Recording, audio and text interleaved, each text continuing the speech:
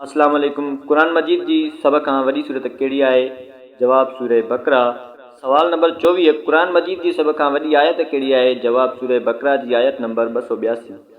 सवाल नंबर 25, नमाज़ दीन जो छा आहे? जवाब थंबो आहे। सवाल नंबर 26, क़यामत में सभ खां पहिरीं कहिड़े अमल जी पुछा थींदी? जवाब नमाज़ जी। सवाल नंबर 27, शब क़द्र कॾहिं थींदी आहे? जवाब 27 रमज़ान ते। सवाल नंबर 28, मस्जिद जी माना छा आहे? जवाब सजदे जी जाइ।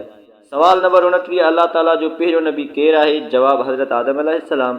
सवाल नंबर 30, अल्लाह ताला जो आख़िरी नबी केरु आहे? जवाब हज़रत मुहम्मद सल्लल्लाहु अलैहि वसल्लम। अहिड़ी ही इंफॉर्मेटिव वीडियोस ॾिसण जे लाइ सब्सक्राइब कंदा असांजो यूट्यूब चैनल ऐं लाइक कंदा असांजी वीडियोस खे।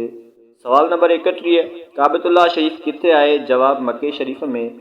सवाल नंबर 32, बैतुल्लाह जी माना छा आहे? जवाब अल्लाह जो घर।